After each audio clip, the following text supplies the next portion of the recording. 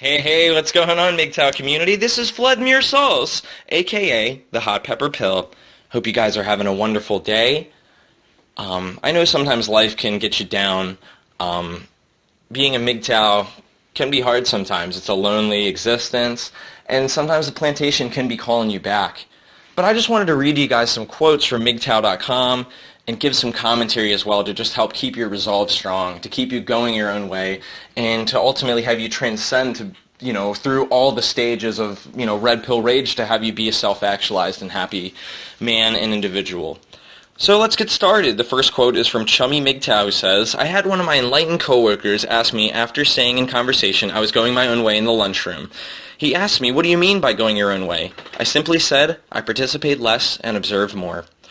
And that's a great sentiment. It brings up the video, in my mind, of Coterie, where he was talking about being the listener in the society that talks. Essentially, when you're talking, you're only saying things you already know. But when you shut your mouth and open your ears and listen, you're gaining knowledge in the fact that you're hearing things that you don't already have rattling around in your own mind. You're gaining new knowledge and new thoughts. So observing more, a lot of times when you air out your problems, there's that statement of like 80% of people don't care and 20% of people use what you say against you. So observing more, participating less, it can only help you to become a more well-rounded person. If you're just firing on all the cylinders, you're using your energy, you're wasting your time, and you're exerting effort. When if you're just quiet and reserved, you're going to find out a lot more about the mysteries of other people, what their true intentions are, and just be able to move forward. So moving on, the next quote is from Nick. Magicians can only work their magic with the help of willing assistants who keep the magician's technique secret. Women are magicians, and MGTOWs are assistants that divulge the techniques to keep others from becoming willing assistants. That's very true. Magicians use their sleight of hand. A lot of times people see this trick, holy crap, how was that done? That's amazing, it's unbelievable. Society perpetuates the notion that women are the nurturers, the more gentle sex, and a lot of guys fall hook, line, and sinker for this deal, which ends up for their detriment. So it's very true. MGTOW reveal the secret of how the trick is done in an attempt to have guys not just line up to have themselves castrated, through marriage, divorce court, alimony, etc. So moving on. This is a quote from the great William Shakespeare in his play The Merchant of Venice. I am a man. Hath not a man eyes? Hath not a man hands, organs, dimensions, senses, affections, passions? Fed with the same food, hurt with the same weapons, subject to the same diseases, healed by the same means, warmed and cooled by the same winter and summer as a woman is? If you prick us, do we not bleed? If you tickle us, do we not laugh? If you poison us, do we not die? And if you wrong us, shall we not revenge? Yes, a lot of people are trying to, egalitarians, yes, men and women are equal, we're this, that, and the other. Meanwhile, feminists out of their other side of their mouth are spewing shit on the internet, kill all fathers, ban Father's Day, perpetuated advertisements all over, have you taken time to be a father today? Have you done anything for your kids? And we feel the same thing that women do. We all want to have a fulfilling life. And just to negate our feelings and just have us be a utility in this endless cog of a machine. It just is bullshit. So moving on, Twist says a prenup is like a Kevlar glove on your dick before putting it in the wood chipper. Why not just avoid putting it in the wood chipper? Run far, run fast. Exactly. You're even, why would you put your dick in a wood chipper? You're getting married, you're getting basically financially and emotionally castrated. It's best just to, even though the prenup might negate a little bit of it, you're still putting your dick in the wood chipper. You better just not do it. So this is a great quote. Do not get fucking married. I can't scream it loud enough. And that is from May 7th, 2020. A MGTOW member counting down the days until the payments stop. So this guy's obviously been awakened. He's been through the ringer, and he can't scream it loud enough. Just do not do it. He's paying and paying out his ass, and it's living proof right there in that quote. MGTOW M52 says, sometimes you find yourself in the middle of nowhere, and sometimes in the middle of nowhere you find yourself. And it's very true. With MGTOW, you come to the red pill rage, you come to a point in life where almost everything you've led to believe is not true. brings out a lot of confusion in men. And Turd Flinging Monkey did a really good video breaking down this cycle of moving through grief and into self-actualization. And times when the darkest night is upon you is when you find that you had the light to brighten the universe all around inside you. That's what MGTOW kind of shows you. At the darkest, you can power forward. You're a man. You're strong. MGTOW is freedom, John. MGTOW, men have the penis. You have the power. So, Martin Luther King Jr. says, the hope of a secure and livable world lies with disciplined nonconformists who are dedicated to justice, peace, and brotherhood. That sounds a lot like MGTOW, doesn't it? The hope of a secure, livable world lies with nonconformists. People like us who don't jump in to compete with the Joneses, want to buy the latest and greatest bleeping, blinking, flashing, plug-in electronic that's going to make us smile from ear to ear. It's all a lie, been spoon-fed to us in the media and advertising. And people like justice, peace, and brotherhood. That's what MGTOW is all about. We want justice. We want equal and fair treatment. We want peace. We're not trying to go out and... We don't even protest. We're a silent movement that makes action by inaction. And we're all about brotherhood, helping our fellow man, like with the quote, I believe, from Nick with the magician's assistants. We're revealing the trick, slowly but surely. We're opening people's eyes to this sleight of hand, to this manipulation, turning the magic into reality.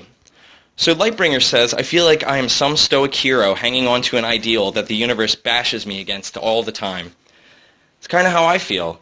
There's a quote later on in this series of quotes that's going to talk about when you are finding yourself unable to criticize someone, that's typically the person who is in power, the person that is unable to have any sort of criticism be mentioned against them or even thought of. It's, thought crime. So, moving on. Why does a man wear a wedding ring? Man says, it's a symbol of my commitment to her. Why does a woman wear a wedding ring? Woman, it is a symbol of his commitment to me. That quote was from Narwhal. Yes, it's very true. Men get down on their knees. They spend, on average, 2 months of their income to pay for a wedding ring. A high-valued rock that, like a car, when you take it out of the dealership, immediately loses its value. And, again, gets down on his knees, is begging for this woman's attention and affection and for her to accept him. And she knows she's got him by the balls. She knows, before he even gets down and kneels, if she's going to say yes or not. And so it's the man is committed to her. She's happy that he's committed to her. Where is the commitment to the man? Rain Dog says, when men get older, they look like Sean Connery. When women get older, they look like Sean Connery. This quote is obviously about the wall. Men, through their ability to constantly improve their financial portfolio through life, regardless of them looking older or less attractive in the way we look at a woman, the neoconus features, the youth and beauty, men just have the ability to increase their financial assets throughout life, and that's what really makes women attractive, or attracted to men. Whereas men want young, beautiful-looking women, and the wall cannot be bargained with. It's coming. So Bob Philo says, I've done a favor for a female friend who said she would repay me with sex. I said, okay, but then you'll owe me 2 favors. This one, I'd like to get your guys' interpretation of this one, but I think that here this man is doing a favor for the woman, and in return is going to have sex. And that's going to result in either a negative on this man's part where he's going to be putting in all the work, she's going to just be laying there, it's not going to even be good, or like worst case scenario, he ends up becoming a father, and then that's the second favor down the way. You're going to be doing a favor for a long ass time for some fucking kid. So moving on. DB909 says, I've come to realize that the red pill goes deeper than even that. It's questioning the prevailing attitudes, your own behavior, thoughts and beliefs, even with a benign bemused skepticism. Using your imagination to better your position according to your will in the face of blue pillars who view imagination and hypotheticals as mere toys to be played with while drinking themselves into a spiritual coma. Quote, show me a man's friends and I'll show him the future, it has been said. But cream only rises to the top because of its inherent difference to the substances surrounding it.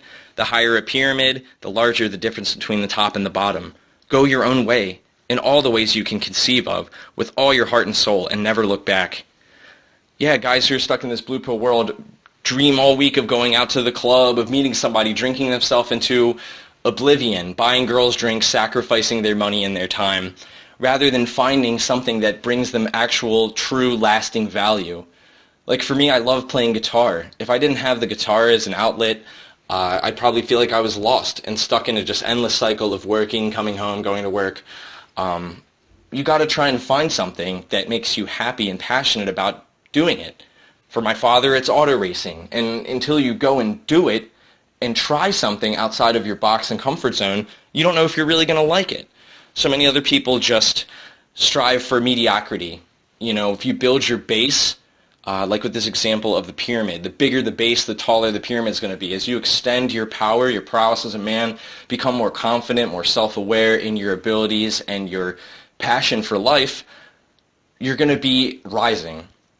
So let's move on then. Puffin Stuff says, being MGTOW means never having to say Happy Valentine's Day to some useless cunt that stopped being interesting 5 years ago. Not only 5 years ago can things get boring and dull. Think about the golden wedding anniversary. You're supposed to be happy 50 years celebrating commitment to the same person, which sounds like absolute, complete misery. So yeah, Valentine's Day, another activity where men pontificate to the woman. Buying her cards, sending her flowers, edible arrangements, all this stuff. It's bullshit. It was created just to sell more crap, sell more chocolate, sell more dumb crap. So celebrate that day as International MGTOW Day. Moving on, MGTOWer says, misery loves company, and that's why there's ladies' night. Very true, MGTOWer. I very much appreciate your sentiment on that one. Kind of always wondered why they always have these deals and this, that, and the other. It's misery loves company. It's obvious. They want to go and whine and bitch and drink and blah, blah, blah, blah together. So Chaos Overall says, I'm still waiting for my white male privilege membership card. Must have gotten lost in the mail. Yep, it is unfortunate due to the accidents of, you know, African American people, white people having different levels of melanin in their skin. It's, you know, I as a white male started slavery. I marched the Jews off to internment camps. I did this myself, and I'm guilty based on a genetic and biological accident due to the people that had sex and created me being white. So I'm supposed to carry around guilt and a yoke of shame for the rest of my life. Guy Gone MGTOW says, when I see MGTOW, I see the greatness of men. It is great. MGTOW is a fucking great movement. It's men seeing through the facade, the fog of bullshit, and helping awaken other people. It shows, truer than anything, that men are not this violent, boorish asshole that the media and that feminists and that everyone says that they are. We're actually capable of some pretty incredible things. And the fact that we can not mobilize, but communicate together, share ideas in, you know, there's some infighting, whatever, but all in all, we are a brotherhood. Brendan Mall Fablehaven says, smart people learn from their mistakes, but the really sharp ones learn from the mistakes of others. A lot of people, it brings back the quote again about the putting your dick into the wood chipper with the Kevlar glove. You might as well just learn from other people who have had their dick in the wood chipper for years and got it straight ripped off to a bloody stump and not go through with it. You know, I've seen people like my uncle who's jumped into his third marriage with a chick he mentions on Facebook as his favorite biker bitch, his wife. And it's just a pontification to the max. He, you know, begs for the pussy. It's his idol. It's his goddess. It's his priestess. And it's just disgusting. You might as well move on and learn from these other people in your life that have been through the ringer and from other awakened men from MGTOW. Another one from MGTOWer. A woman giving advice is tantamount to holding the oven doors open at Auschwitz. Getting advice from women is bullshit. You hear it all the time that they'll almost self-sabotage you. Like, oh, my female friend is looking at you. She likes you, this, that, and the other. I'm going to tell you how to talk to her. Don't listen to what she says. It's going to be bad advice. Caps Lock Spellcheck says, women are born and become aware of an awesome power to shape men's behavior very early in life. Understanding that this power over men will lessen dramatically as their body ages, a modern woman often does shockingly abhorrent things to amplify and retain her power. Wedding vows, larcenious divorces, child support, and sexless marriages. There's another quote again later on in this, which talks about women being pretty shitty to let a man marry them.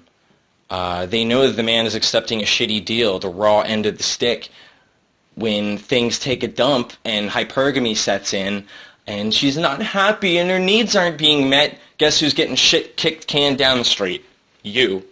So you might as well just become aware that women have this power to shape men's behavior and adjust your actions accordingly. Whether avoiding them, whether sticking strong to your beliefs and just, if you have to interact with them at work, whatever, but move on. Don't get seriously invested. Deus Ex Machina says, having the kid saying fuck you to the father and expecting child support is like me telling my boss, hey boss, go fuck yourself, bro. And by the way, I'll come to work when I damn well feel like it and send my paychecks on the 1st and 15th, you piece of shit. Yeah, exactly. The woman poisons the son against the father. I mentioned before about all these billboards. I see them all the time driving around in Baltimore. Have you been a good dad today? Did you take your kids out to, do anything? You terrible father. You don't do shit. In the city schools, they have pamphlets about how to be a proper father.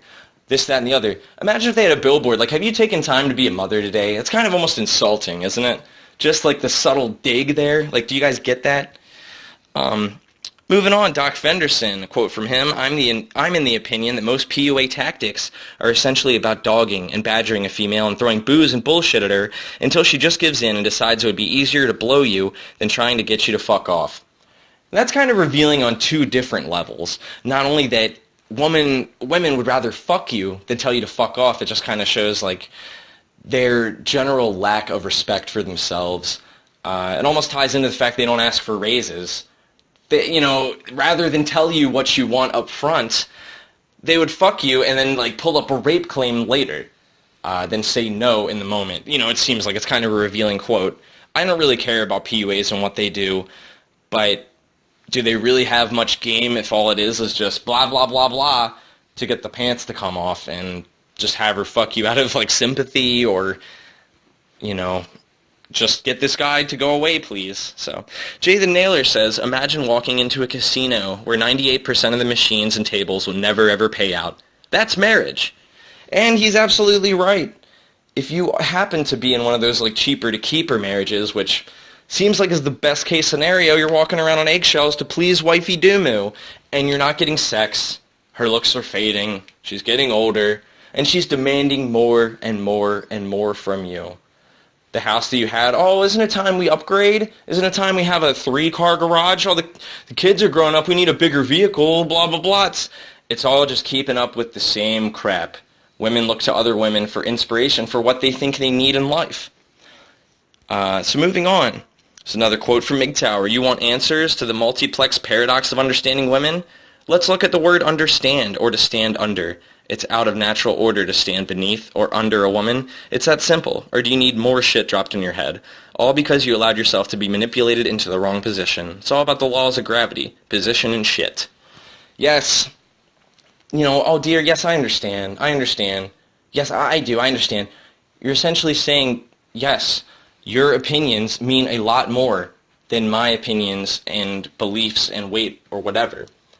I am understanding you. I am standing under your authority, under your opinions, under your beliefs. And like MGTOW says, you're just going to have shit raining on you all day. That's not the proper position. It's time to move on, go your own way. Johnny Wayne says, once upon a time I would court a girl. I would wine and dine. We would talk for hours on the phone, getting to know each other. I always believed it was the thoughtful little things that mattered most. Now, I get done with her by 11 so she can drive herself home. Kind of a good transition here. I can recollect the time in my life where I was that guy, talking to a girlfriend of mine all hours of the night, courting her, thinking of different unique ways I could surprise her, showing up at her house as like a knight in shining armor after we went to medieval times to give her some flowers. I was the ultimate blue pill man. And I've transitioned from that into how he kind of wraps it up at the end. Now I dump her ass off and move on. I get what I need done, get the poison out, and move the fuck on. Tyler Durden from Fight Club by Chuck Palahniuk, quote, "We are a generation of men raised by women. I'm wondering if another woman is really the answer we need. You guys have noticed, like I have, and a lot of other MGTOW have pointed out, that the rise of single mothers seems to be a correlation and causation with the rise of violent crime, with the decline of education, with the rise of just more violence in our society and less intelligence. It's just not good. You're raised by a single mom. You go to the education system where you're raised by women teachers. And it's not till you're really in the adult world where you're like dealing with men on a level above yours, or some man that has authority. The dad has been replaced by the government, and it's creating a whole generation of entitled, narcissistic assholes. So here's a good one. D. Trojan. No means yes. Yes means anal. Very true. Women constantly, oh, no, don't, no. And so once you get that yes, just time to just go on in. MGTOW Jambear says, the only thing a woman hates more than a man is seeing a man not under her control. Yup, women essentially get into your mind, try and switch this role of domination to where you are understanding them. Not being under her control is a huge thorn in her side. For example, I was celebrating New Year's Eve up in New York, and I got onto the subway train, and a couple girls were like looking at me, like, oh, nice hat, this, that, and the other. I just straight ignored it. I wasn't really interested in talking to them. I was hanging with my friends. The thing I did say was like, this isn't even my hat. This is my friend's hat. And like just that attitude of not caring, of not even looking at them. Sure, they were attractive. I saw through my peripheral view. I can size somebody up and look at them without being like blatantly staring at their tits or something. You know, I can see out of the corner of my eye if you're attractive or not. I don't need to be staring you down. And the fact that I wasn't deferring to them, being under their control, like, oh, there's a woman, I gotta look at her, pretty light, it actually caused them to want to talk to me, which I'm sure a lot of you guys have seen a similar thing in your transition of going MGTOW. Hope you guys don't mind. About halfway through the list, I think I'm going to take a little sip of beer. So cheers. Get yourself a beer. That's what I'm talking about.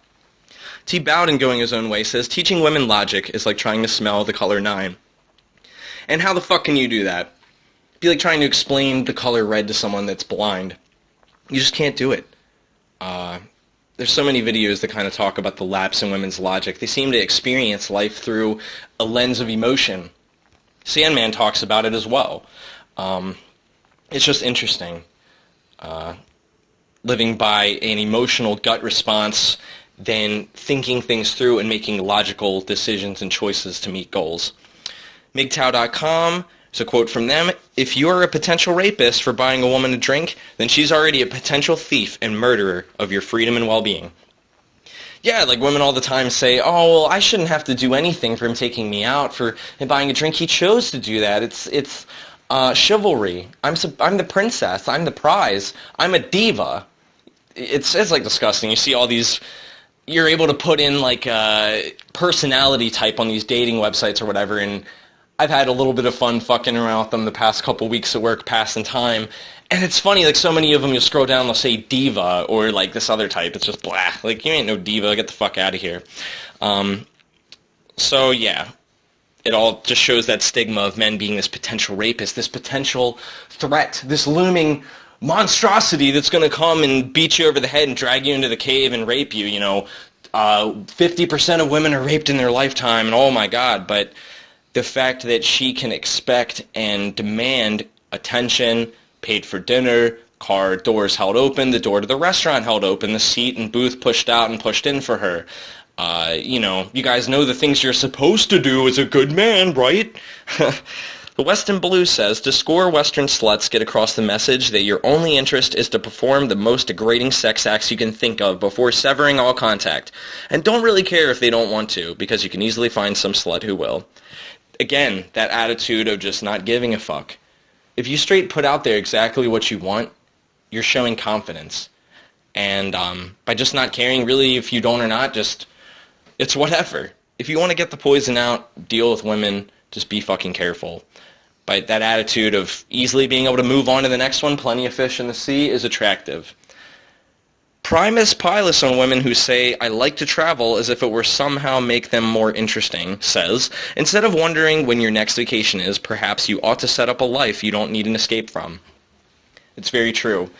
Marriage, I believe, sets you down a path that you want to escape, that you want to put a fucking loaded shotgun in your mouth. By being a single man, you can live as a minimalist. You can have things that are your absolute favorite, not be keeping up with the Joneses constantly. Oh, this new fashion's hip. I got to buy this because media tells me to. That's going to lead you to a life of debt. And being with a woman is typically going to lead you down that path. Kids are going to come. The bigger house is going to be demanded. More of your time and effort is going to be expected to be spent on her. And should you become sick, should she become unhappy, you're fucked. So you might as well just be a happy, self-fulfilling man. You know, derive your worth and value from your own self. And, you know, if you're dreaming all this year, oh, this vacation, I can't wait to go away. But if you set your life up like a vacation, you're living your life to the fullest. Robin Williams, yes, the great late comedian. Yes, divorce, from the Latin word meaning to rip out a man's genitals through his wallet. Couldn't get more clear and straightforward to that. Divorce. Yes, very true, Robin Williams. This is a pretty sad quote, another one from him. I used to think the worst thing in life was to be alone. It's not. The worst thing in life is to end up with people who make you feel alone. You know, a lot of us have this legacy complex. We want people to validate our experience, to say, yes, Vladmir was a good person. He did the right things, you know, he was a good dude. But in the end, we all die. Even styrofoam that environmentalists say is going to take like 20,000 years or whatever to deteriorate, eventually it will deteriorate. That 20,000 year time will come up, and once we're dead, it will seem like a blink of an eye. So it's best just to, you know, rather than pining over someone's affection, craving that hand to hold, you know, being in the hospital bed, holding on to someone, wouldn't you rather be like, wow, I did all this through my life that added value. I did everything in life that I wanted to do. And you're laying in bed dying with a smile on your face as a fucking single man who kicked ass and did a great thing in life by living for themselves rather than being on the back burner for someone else's dreams. The private man says, if you're not her priority, you're only an option. And again, fucking true. All these quotes are true, which is why I want to read these all to you. Yes, I've been cheated on. Hypergamy is a real thing. I felt like I tried to make women my priority in life. I've not been one to be adulterous, to be cheating on, or cheat on women. But yes, if you are not her priority, if she's not like breaking her pussy to get over and see you when you demand or when you need or, you know, is doing things, you're only an option. Women nowadays have men for whining and dining, have men to bitch about and as an emotional tampon, have another man to be stuck in the friend zone and to be up all hours of the night complaining about her bad boy boyfriend that fucked her over last week. You're just an option. Here's that quote I was talking about earlier from Voltaire. To learn who rules over you, simply find out who you are not allowed to criticize. It's very true. You say anything about women, you say things about feminists, you say something about like, oh, I'm a Donald Trump supporter, you're going to get your shit fucked up, you're going to get like tomatoes thrown at you. You're going to be ostracized because that clearly shows who is in command. So that's the puppet behind the curtain. Miguel Valnord says, honor is a male abstraction, don't expect women to understand. And it's very true, men have a sense of honor. Like, look at MGTOW, we all want to try and help each other out. We all may have come from different backgrounds, different financial statuses, different experiences, different ages, but at the same time, we all want to help each other to maintain some sort of honor for our own lives. We've been through the shit, we've been dishonored, we've been degraded, we want to help other men hold on to their honor. And women just don't understand that. They tear each other down. They just cause a lot of heartache and bullshit. Frank Zappa says if you end up with a boring, miserable life because you listen to your mom, your dad, your teacher, your priest, or some guy on television telling you how to do your shit, then you deserve it. It's very true. It goes up to an analogy I like of pushing this cart. In life, we all have a burden. But the minute you start tacking on more and more burdens, your cart becomes heavier and more unmanageable. You're struggling to push it down the street. by listening to these other people, by maxing out your credit cards to go and get the latest fashions, to pine your attention to women, to get them to look up to you for something. You're not doing it the right way. And if you look back, like I was saying before, in your deathbed and you're just nothing but regret, holding the hand of your significant other who's been just nothing but a bag of shit to you the last 50 years, you deserve it, really. It's fuck. Just is what it is. I'm glad I finally realized the truth, so I can get what I want out of life now than later. Drunken Master, marriage for men, you're damned if you do, and free if you don't. Very true, my friend. Marriage, you're damned if you do, absolutely. You're tied down. You're committed to one woman. It's just going to be a bad road for you. And you're free if you don't. So unlike that phrase, damned if you do, damned if you don't, if you just avoid it, you're a free man. Anonymous says, when men greet each other, they insult each other, but they don't really mean it. When women greet each other, they compliment each other, but they don't really mean it. And I'm sure you guys have seen this in your life. Oh, darling, look at this purse. Look at that bag. Your hair, it's just so nice. And then she'll walk away. Oh, that dumb cunt. Did you see how she looks so fat? How does she think she could pull off that look? Oh, my God. But men, they razz each other. They fuck around, but they don't really mean it. What's up, asshole? You fucking idiot. Why'd you do that, man? But you'll give each other a high five for the good work that you've done and move on. It's all, again, saying shit and doing something else. Talking shit out of one side of their mouth. Oh, I love you. Oh, I'm committed to you. And then yet they're going fucking every man down the block. A MGTOW, when family gatherings become uncomfortable hassles, it's time to stop going. Yes. Again, it goes with the pushing that cart. If you're tacking on things to your life that are making you miserable, time is the most precious commodity we have. Money cannot buy more of it. And once you lose your health, you're fucked. So it's best to enjoy the time you have on Earth with people that make you happy and adding value to your own life by learning skills and things that bring you joy and satisfaction. So when you feel like you have to keep doing something or it's so miserable you can't do it, that's why I got out of the Army. You can look at me like with disrespect or that I couldn't hack it or I couldn't hang with the boys or do whatever. I was not going to go overseas and get shot and get killed by a battalion and company that did not care about me. So in that sense of my life, it was time to stop going. I did the rational thing and got the fuck out. I emptied my cart of that burden. And now I'm moving so much freer and happier. Hardest says, folks, you simply cannot make up the utter lack of awareness and pathological solipsism exhibited by today's modern Western woman. It's like if you threw her in solitary confinement, she would claim the world was banging on the cage door just to get in and join her. And you notice this on Facebook or Twitter and Instagram, I'm sure. The complete rise of bloated self-worth, narcissism, is on just rampant display. Not only do the media, the main general pop artists and stuff, look at Ariana Grande. She's a disgusting bitch. And they all think that oh yeah, you're gonna talk to me, you're banging down my door in solitary confinement to get at me. Everybody wants me. I'm a diva. It's this whole attitude. And you just need to really tone it down, because that's why men are fucking walking away. They can't put up with your shit anymore. Dick Masterson says, no man should ever marry a woman who hates him enough to actually let him go through with it. I've talked about this before. Why on earth would you do it as a man? And why on earth would you trust this woman leading you into a den of vipers?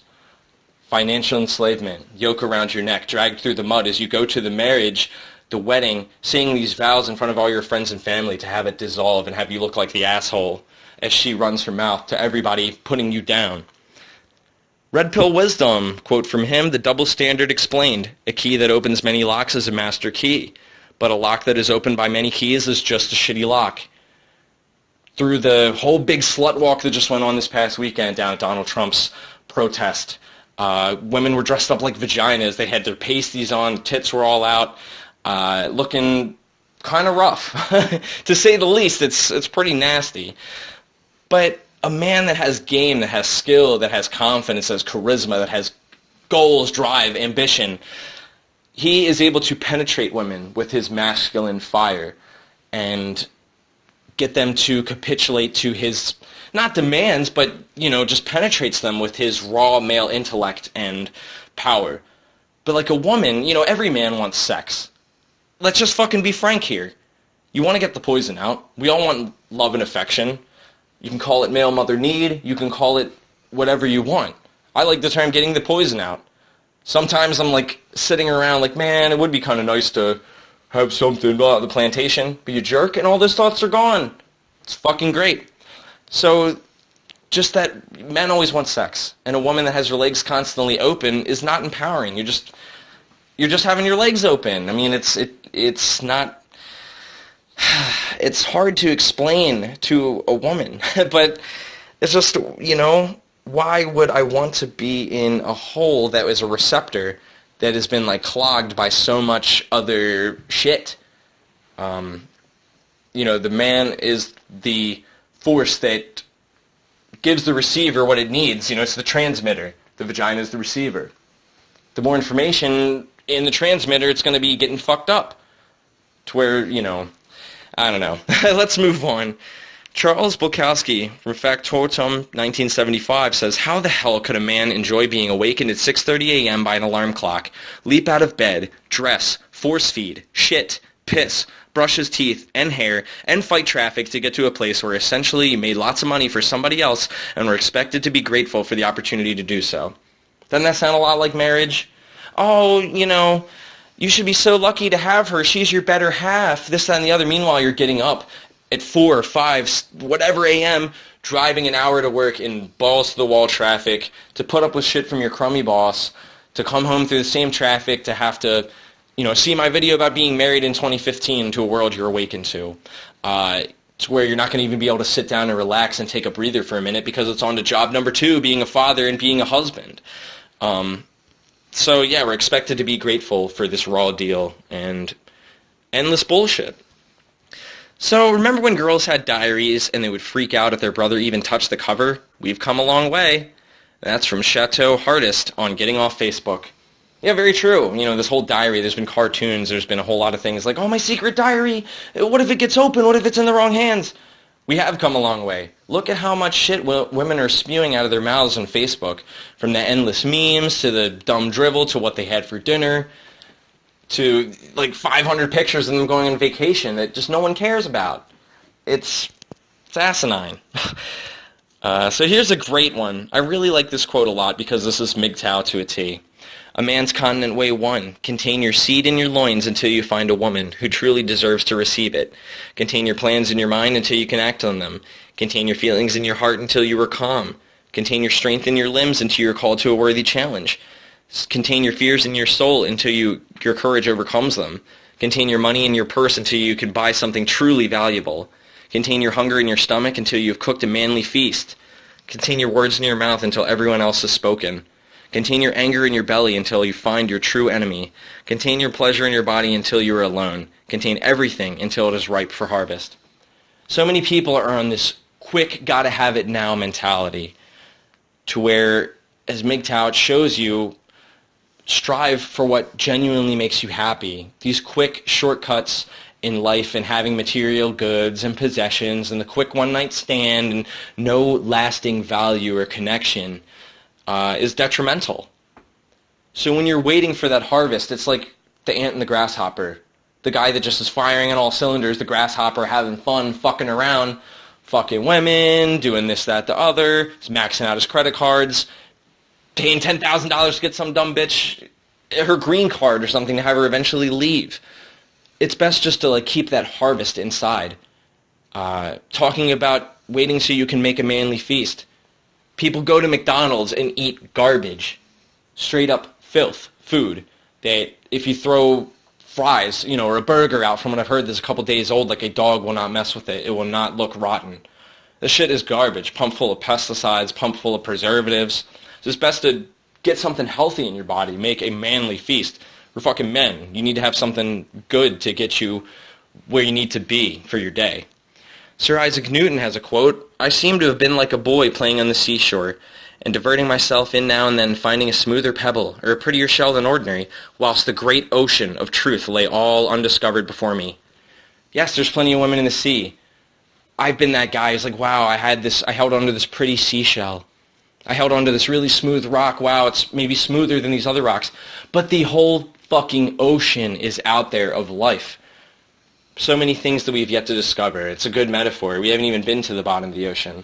There's probably tons of sea creatures and amazing things we haven't even discovered yet. But yet we're busy playing in the sand like children. J.B.R. Yant says, if you're afraid to speak against tyranny, then you're already a slave. To attempt to silence a man is to pay him homage, for it is acknowledgement that his arguments are both impossible to answer and impossible to ignore. And that's what we're seeing as MGTOW, isn't it, guys? All these, anti-MGTOW videos popping up here and there. We speak about against tyranny. We're the only ones to really kind of bring certain thoughts to the table, which we're shamed for. And the fact of this shame just coming from all angles shows that we're doing something right. It's impossible to ignore. Our arguments are impossible to answer. And that's why we're MGTOW. We've seen the truth and we're not going back. Arthur Schopenhauer says, all truth passes through 3 stages. First, it is ridiculed. Second, it is violently opposed. And third, it is accepted as being self-evident. And so through our lives, we've missed out in the first, the second wave of feminism for folks around my age. But, I think we've been through stage 1 and 2, the ridicule, and now through, as like the rally, the violent opposition, just to everything, the violent opposition. Third, it's going to be self-evident, the fact that men have been taking this raw deal, that they're expected to just put this, carrot bit in their mouth and be led down this track like a dog to never catch it. It's just sad. So Esther Villar, quote from him, why do women not make use of their intellectual potential? For the simple reason they do not need to. It's not essential for their survival. Therefore, it is possible for a beautiful woman to have less intelligence than a chimpanzee and still be considered an acceptable member of society. Yes, you don't have to do anything. If you're a very attractive woman and I took you on a date to go and meet my parents, my dad would be like, wow, way to go, son. Look at her. Like, you picked a winner there. Even if her intelligence was, way below average, if she was dumb as shit, men look to that beauty. And I know it's hard to understand. Maybe I'm not speaking for all men, but I think, my dad would give me props if I brought home a 10 out of 10, even if she was dumber than a bag of rocks. And so that just...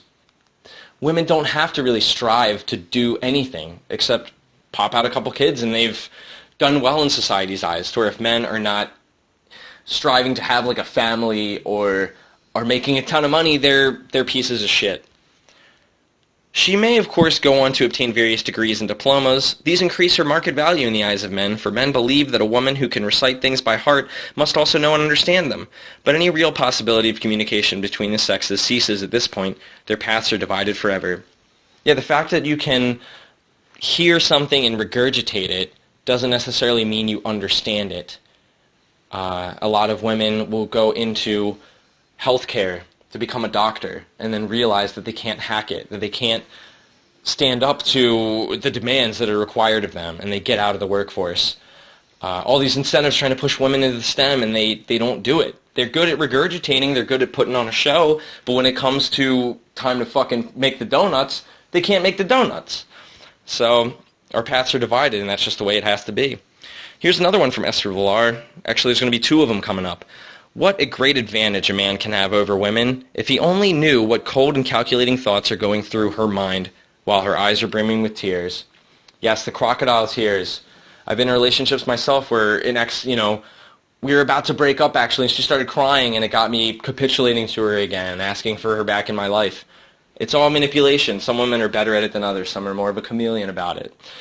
But if a man knows how much manipulation is going on through those cold, calculating tears that are being manufactured, that's why a lot of men go MGTOW, I think, is because they realize that women are just cold and calculating manipulators all the time for their benefit, and fuck it to the men.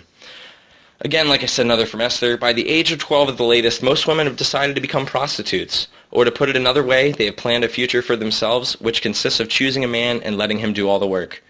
Again, men, if you're providing for the woman, if you're sacrificing, breaking your back, your legs, you're slaving away at this blue-collar existence, that's the only way you're actually doing a good job. If you're like a single man, it's like, when am I having my grandkids? When is this going to happen?